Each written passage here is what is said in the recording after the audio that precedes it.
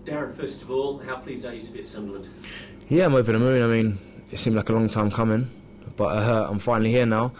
I just can't wait to get going. You say it seemed like a long time coming. Obviously, the whole transfer was fairly protracted there. How frustrating for you was that? Yeah, it is. I mean, obviously you get the call that it's nearly done, and then obviously getting hauled off the plane, obviously a couple of weeks ago, and then it only going through yesterday.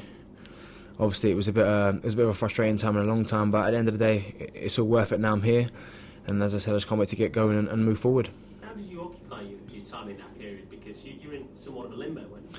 Yeah, I mean, I couldn't really get into the training ground and do what I want to do. So basically, I just got my own personal trainer to just let me do some fitness work and running. And obviously, one of my friends is a goalkeeper, so I just took him to the local park and just had a few shots at him.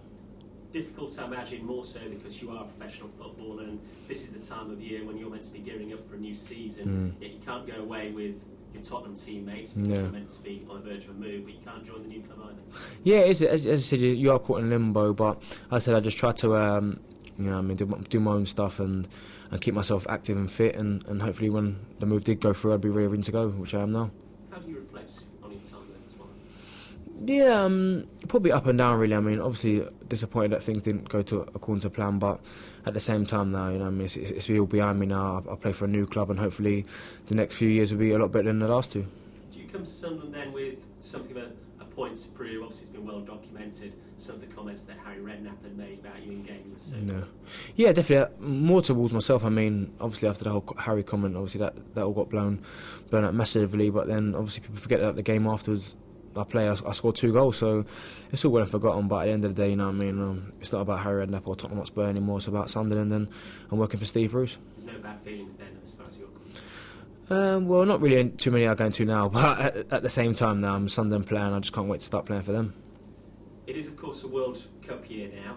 How much of a bearing has that had on you making a move away from Tottenham? Hardly any, to be honest. I mean, I just want to get away and start playing football regularly and start enjoying my football again. And for me, Sunderland was the perfect place for me to do that. And as you said, there is a big reward at the end of the year. So as long as I can keep playing well for Sunderland and hold down a spot in the team and hopefully score some goals, then there's no reason why I can't be there or thereabouts. Is that a goal for you this season? Not one of my immediate goals, no. I mean, obviously everyone wants to play in the World Cup. I mean, that's just an obvious. But for me, it's getting my form right again, starting to play like I know I can do, and holding down a place in the Sunderland first team. Obviously, Sunderland struggled for much of last season, battling against the drop. How do you see them faring this year? Well, they've got some fantastic players, and I'm sure if you speak to one or two of them, they'll say that they underachieved last season and that it won't happen again. So there's no reason why if we don't get off to a good start, we can finish as high as we want, really, maybe even Europe and go from there. You're that confident? I'd like to think so. I mean, they've definitely got the players to do it. I mean, they're young, they're English, and they're all raring to go. So there's no reason why we can't. Darren, I think while the deal took a long time, people were always encouraged because it always seemed that you wanted to be here. So why is that?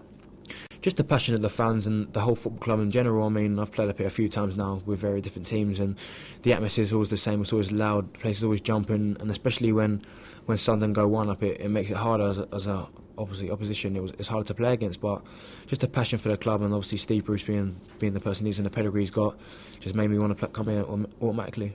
Did he have to do a hard sell to you, or was it fairly straightforward? It's fairly straightforward because I wanted to come here in the first place. So when obviously Steve Bruce put the job, then it just made it, doubly important to me that I managed to get the move to Sunderland. People have talked a lot about the geography of it over the last couple of weeks because Peter Crouch obviously sort of didn't fancy it and that kind of thing. Clearly not possibly yet. Not really. I mean, for me, I want to get back to the form and scoring the goals that I know I can do, and for me, it doesn't really bother me where it could be. I mean, it could be in the end of the earth as long as I'm playing football regularly and scoring goals, and I'm happy wherever I am. Twitter. Looking back on that now, how do you feel about that incident? Yeah, obviously I'm disappointed. I mean, sort of disappointed in myself, and obviously I didn't want it to come out as it did. But at the end of the day, now it's gone. Now it's nothing I can do about it. I apologise for it, and all I've got to do now is move forward. And obviously I've learnt from my mistakes not to do it again, and hopefully I can just kick on from here. In a way as well, I mean, it did sort of send a message to Sunderland fans that you clearly wanted to be here, so you did all right.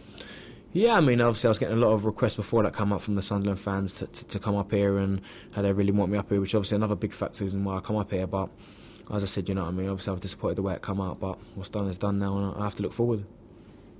I mean, just on the Twitter thing, Darren, obviously football's changed a lot. You journalists used to sort of go out with footballers for a drink and ghostwrite their columns and that sort of thing. And I suppose now perhaps there's been a bit more of a distance between the top footballers and the fans. Is it a way of kind of just keeping in touch with your fans a little bit more? Yeah, definitely. I mean, if people want to speak to me, I'm one of these guys that I'll speak back to them. I won't ignore them. So, it's, as you said, it is a way for them to communicate with their players or whoever they want to communicate with. And I'm all for Twitter. I mean, I won't be having another page, but I'm sure anyone who wants to, it's down to them. And the gaffer was delighted to be educated because he didn't know too much about it. Yeah, I heard that he didn't know too much about the old Twitter thing, but I'm sure now he knows about it. I'm sure he'll be encouraging me even more to stay away from it. This transfer record thing, I know people make a lot of it. Obviously, Craig Gordon was 9 million, you're $1 million more, so you've got the mantle now. Does that place any sort of extra pressure on you? Not really. I mean, at first when I went to Tottenham, being their record transfer, it sort of weighed on my shoulder because you don't expect it. But after the 2 years out at Tottenham, it's made me have to grow up as a player and as a person. So it doesn't really weigh on my shoulders at all. I just have to get on with it and just play my football like I know I can do. And when you talked about getting back to your very, very best form, your goal stats stand up to scrutiny from anybody, really. Yeah, definitely. I mean, when I say get back to form, I mean just scoring goals regularly and just enjoying my football, really. I mean, there was periods, obviously, last year where I was scoring goals, but I never actually quite felt ever at my time at Tottenham that I'd actually stay in the team regardless of whether I scored goals or not. So I'm able to get back to them days where I'm scoring goals and not having to worry about, I wonder if I'm going to play next week. Do you set yourself any targets? I'm sure Steve would love you to score 20 goals this coming season, but do you set yourself personal targets at the start of the season? I mean, do strikers do that?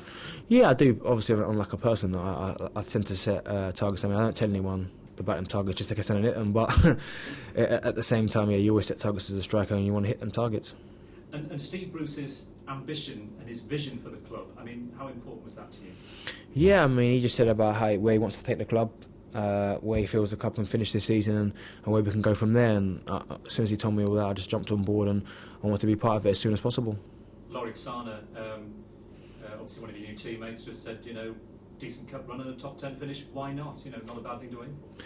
Yeah, it'd be a fantastic season if we could do that.